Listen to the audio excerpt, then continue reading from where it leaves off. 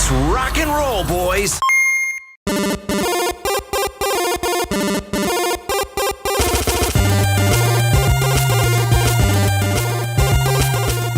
Oh, hi. Hello there. Thank you for tuning in to another Nintendo podcast. This is a video disclaimer. I didn't click record on the Skype recorder here, so you're not going to see our beautiful faces, but you will see, hopefully, some great gameplay of things we've been doing and other stuff, some fun graphics. Who knows what you'll see, but hopefully you enjoy this small little mini package episode of another Nintendo podcast. Okay, goodbye. Enjoy. Bye. Bye-bye.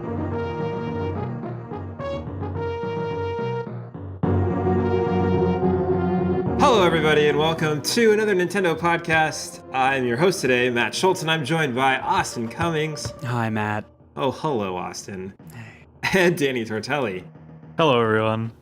And it's an exciting time because we're going to talk about a few things. But before we do, how are you, boys? What's going on? Matt, thank you for asking. I'm doing really well. I'm happy to be back here. I want to give a quick shout out to Matt, you, by which I want to say, how are you? But also, quick shout out for the very good work you've done on the YouTube channel. If you're listening to the podcast through Apple Podcasts, or if you somehow found us through the Google Play podcast stores, please let us know how you found us. And then, but for the YouTube content, Matt, thank you for all your great work on that one. It really is a delight. I appreciate it. It's been a lot of fun. As I wrote in the comments of ANP 20 episode 25, it's a work in progress. We're learning every day. Isn't that right, Danny? Right. Very, very true. Yeah, always a learning moment. Mm-hmm.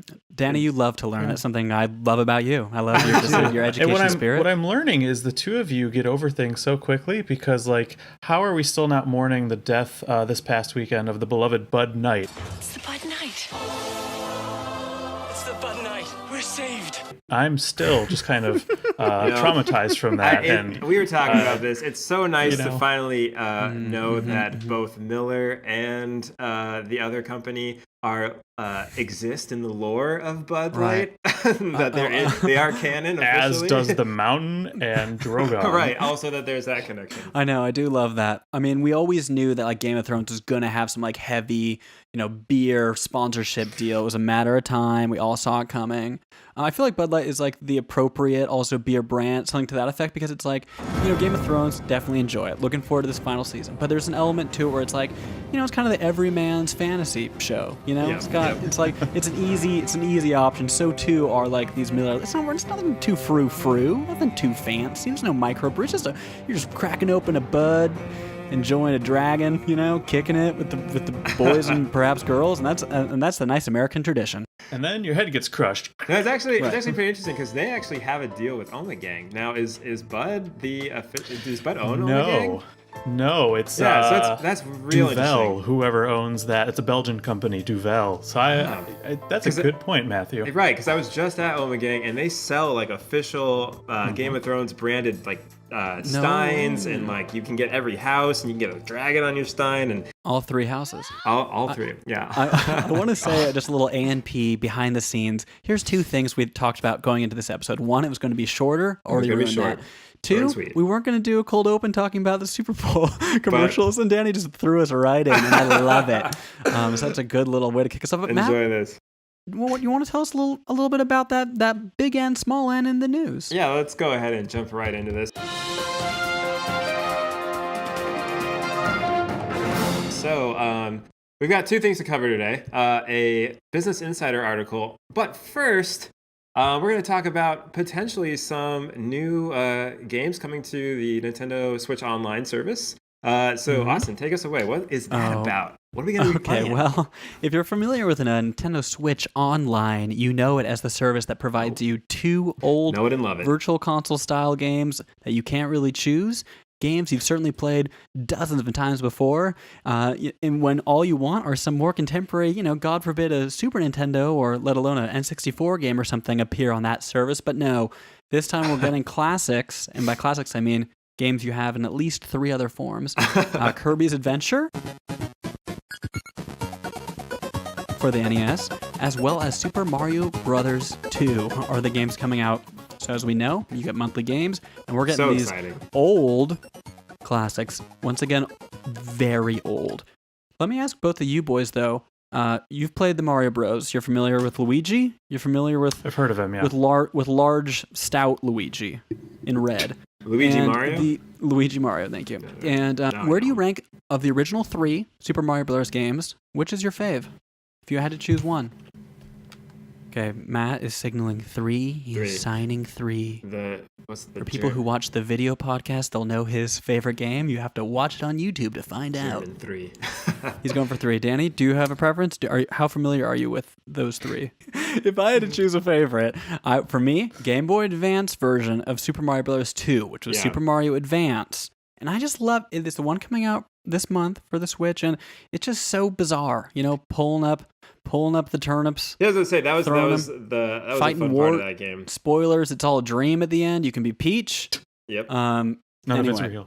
None of it's real. Really all of gaming ultimately is in the gaming landscape that's in your mind. So this is really annoying, though. The fact that we're in 2019 now, and this whole service still doesn't have tentpole game or draw to it, or I don't know. There's nothing yet that like.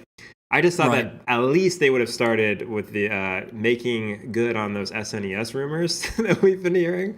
And I don't know, maybe that's an E3 announcement, but it's still just so bad. So bad that like the news about Microsoft and all that stuff on Nintendo Switch is like making more like of a headline, and people are more excited about having another services like like another company's online service on your console. We've talked a bit about like the ideal for this service is that it's Netflix for classic Nintendo games, but the way in which they roll it out, it's as if like 1 month on Netflix, they're like, okay, we have 2 new movies, and you're like, oh, okay, and it's like, and these movies it's Ben Affleck Daredevil, and it's maybe Nicolas Cage Ghost Rider. And you're like, well, I'm not going to be checking those out. Like, it's fine, they're there. Right. It has that kind of feel. There's no draw to it. You want to go check it out. It's like it's like, hey, we heard you like superhero movies, so check out Ben Affleck's. We heard you loved those Marvel attractions. Exactly. And boy, we got some good ones for you. It's Electra. Anyway, that's a great analogy because it has so much potential, and it's just you hope that they jump right into it. And there actually is another rumor out there. I think it was like maybe it was in January that came out about like 26 SNES titles that may be coming to the Nintendo Switch online service. I mean, I think we can all agree that it's coming. The data miners have found it in the most recent like patch updates for Nintendo. That's like as close to confirmation. We haven't ever actually gotten it confirmed. We haven't gotten Nintendo hasn't been like, yeah, it's coming, but you can wait. Right. Okay, that's unfortunate, but which you'd think after the Metroid Prime 4 canceling, they're like Star Fox 1 and 2 now, Super Nintendo now. Right, dude. Yeah, exactly. Keep it interesting. Give you something. Which kind of that cancellation, Danny, brings us to our main story. Matt, do you want to introduce us to the big kind of interesting article of the week?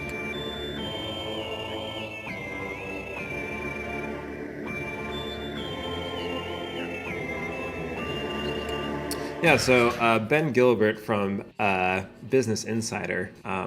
Don't know what he looks like. Never read his articles before. Great friend of the show. However, we like Ben. He talks about video games. Picture of Ben. We can just kind of slap it right here on the video. Big Ben Gilbert. So this is Big Ben in the news. So Ben basically wrote an article with his own kind of take on the state of Nintendo and how its sales numbers and just kind of from the last year might be, though looks and appears to be a good thing for the company, may actually, in fact, spell doom and gloom. Mamma mia.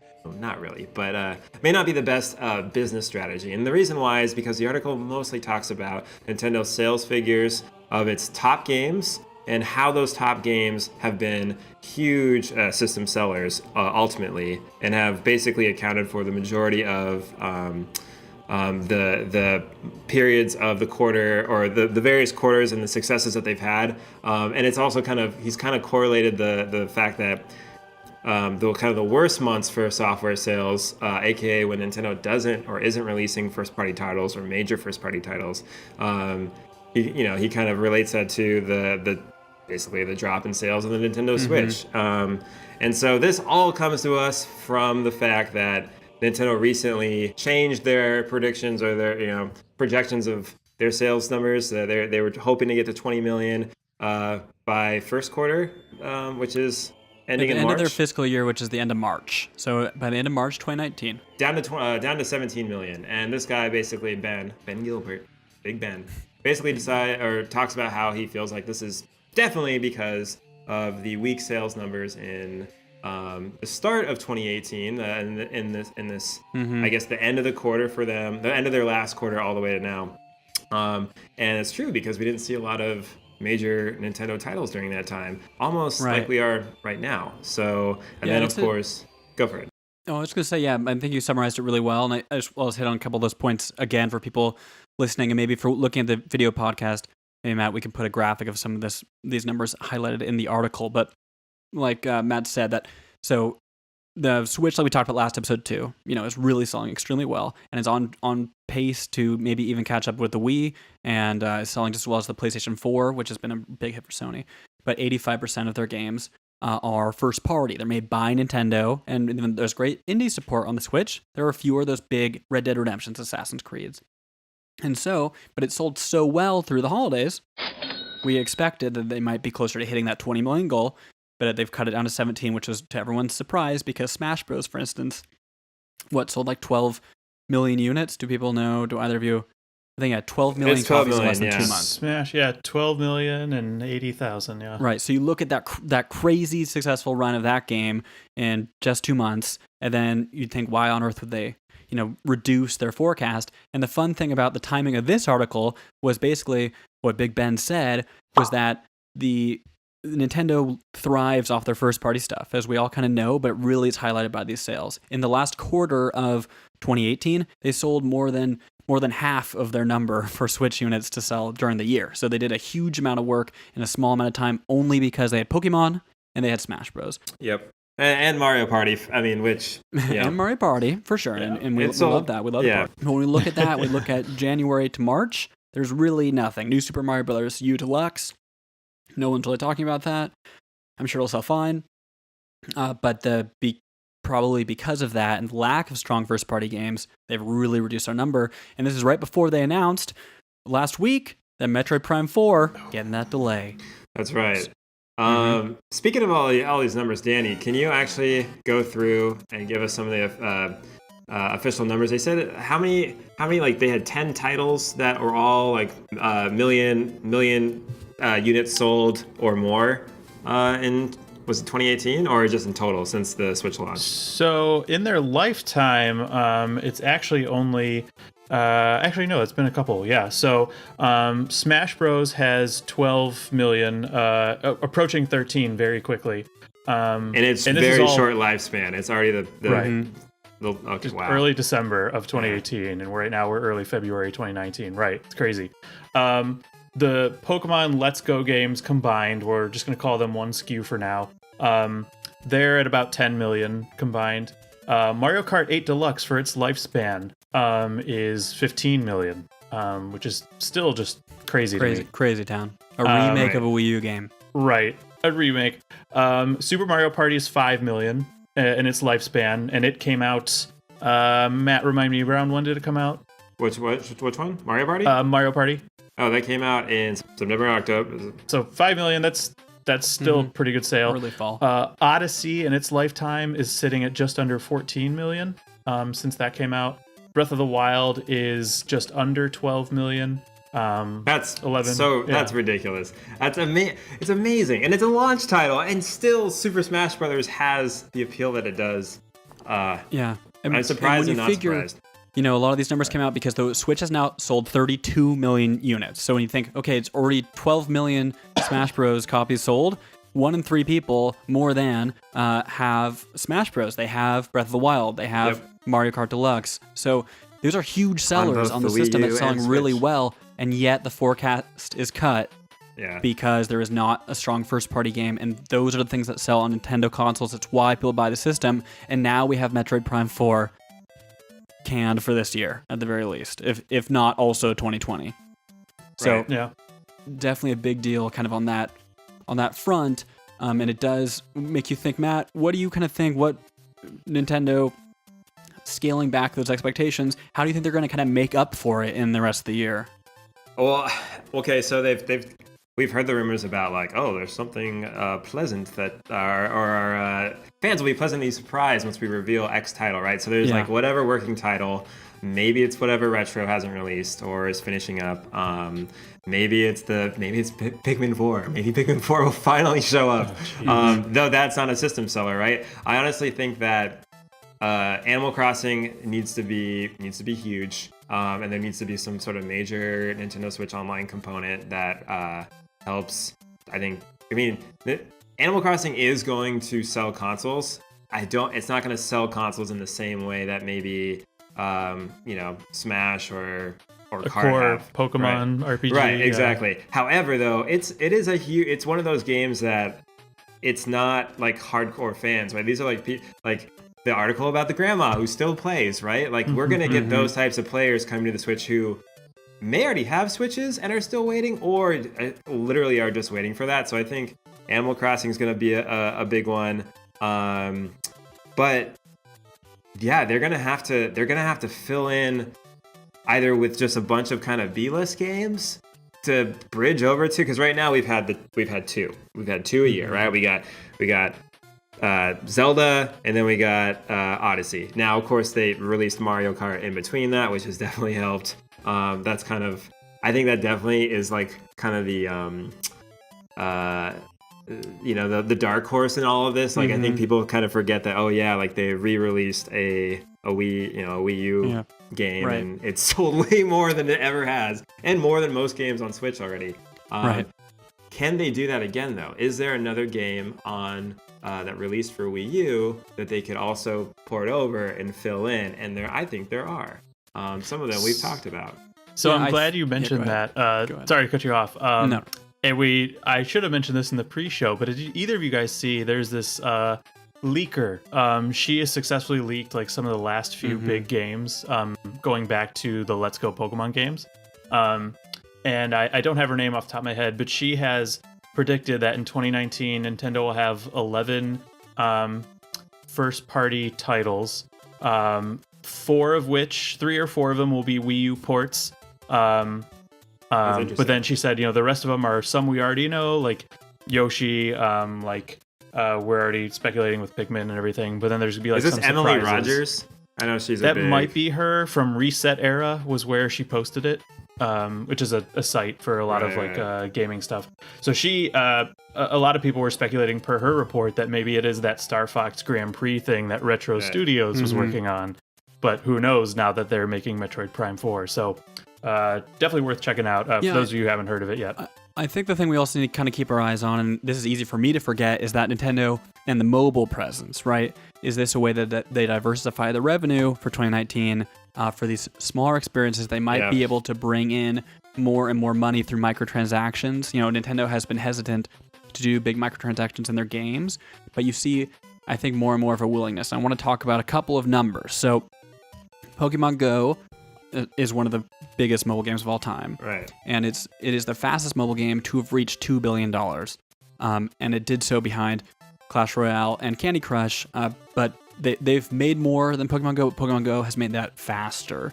And Pokemon Go made by Niantic, and Pokemon is owned by Nintendo, Creatures Inc., Game Freak, and Pokemon Company. So there's a lot of kind of hands in that jar or wherever those hands are placed. So how much did you say? How much money did you say?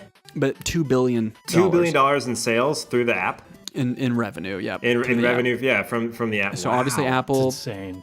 Takes a cut of all microtransactions through the App Store, but even still, it made a huge amount of money. Now, if we look at how much money Nintendo's mobile games have brought in 2018, we see a trend that definitely favors games that have microtransactions that Nintendo themselves made. So not Niantic in this case, but actually Nintendo.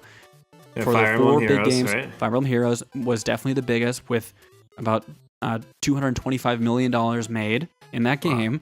Dragalia Lost, which is not a Nintendo property, but Nintendo published this game that a Chinese company made for them, developed for them. They kind of put the Nintendo kind of shine on Is that top of. is that DNA or is that some other? No, Because different that's the company they work with to produce these for the mobile games, stuff, right? exactly. Yeah. And there's also Animal Crossing and Super Mario Run, which does not have microtransactions in the case of Super Mario Run, and there weren't really highly incentivized microtransactions in Animal Crossing. So Fire Emblem Heroes made, like I said, $225 million of their $348 million they made in 2018. When we look at Smash Bros, 12 million copies sold, that equates to, at $60 a piece, $720 million. So definitely a big blockbuster game like that. They're still making a lot, but also you've got to think the development of Smash Bros was way more expensive than any of these mobile games. Fire Emblem Heroes I really enjoy, but basically each hero has about 3 different JPEG forms, right? And it's a lot of like, get a different costume, which is just a picture,